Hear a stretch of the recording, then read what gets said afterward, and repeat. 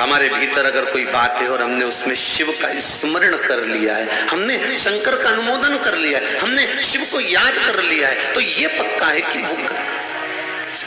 वो गण हमें ले जाकर शिव तक मिला देते हैं, हमारे शंकर से हमारे बातों को कह देते हैं।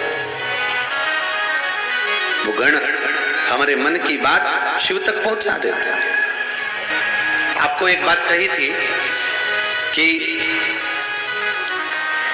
कई लोगों ने कहा कि गुरुजी कहते हैं कि शिव मंदिर की चौखट पर जाकर प्रणाम करो। कई लोगों को वर्णन भी कई बार आप लोगों से कहा भी कि जब जीवन में अगर तकलीफ है, कष्ट है, तो अगर ज्यादा तकलीफ है, बहुत कष्ट है, बहुत तकलीफें आ ही रही हैं, जा ही नहीं रही, तो प्रयास करो ना, एक दीप बेलपत्री के पेड़ के नीचे लगाना और एक दीप पीपल के पेड़ के नीचे लगाना और एक दीप आंवले के वृक्ष के नीचे लगाना। ये 3 जगह पर दिए लगाना प्रारंभ कर दीजिए।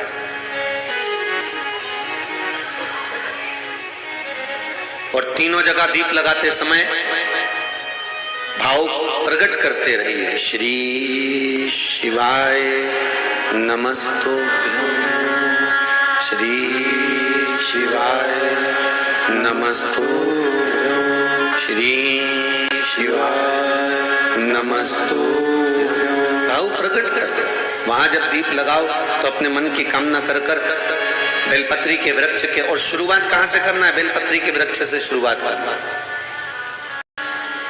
घी का दीप लगाइए, घृत का, और घी का दीप लगाकर बेलपत्री के वृक्ष की छांव में बैठकर, बेलपत्री के वृक्ष की छाया।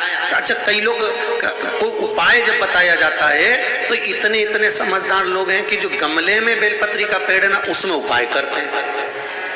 अब बोला क्या गया था आपको? जितने भी उपाय बोले गए तो उसमें क्या बोला गया कि बेलपत्री के वृक्ष के नीचे करना।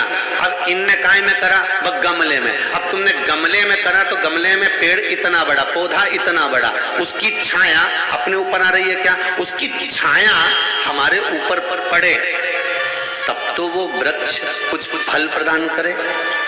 अब तुम धूप में बैठे हो और धूप में बैठे हो और धूप में अगर कोई छाता तुम्हारे पास में होगा तो तुम उसकी छाया में रहोगे। अब उसी तरह जैसे छाते की छाया में चलोगे तो पानी नहीं लगेगा, धूप नहीं लगेगी, कभी हवा भी चल गई, छाता साइड में कर लिया, हवा भी नहीं लगेगी। उसी तरह कई उपाय लोग करते जरूर हैं। उनसे कहा कि मैं आपको बेलपत्री के पेड़ के नीचे ये चढ़ाना है या बेलपत्री के पेड़ के नीचे ये करना है, तो उन्होंने सोचा अपन तो एक काम करो, 50 रुपए का बेलपत्री का पौधा अपने घर पे ले चलो, वहीं गमले में लगा लेंगे, वहीं पूजन करते रहेंगे और वहीं पे सारे उपाय करते रहेंगे। अब महाराज चिल्ला चिल्ला के कह रहा सियोर वाला की बेलपत्री के पेड़ के नीचे करो, तो पेड़ के नीचे का मतलब है कि वृक्ष की छांव हमारे ऊपर होना चाहिए।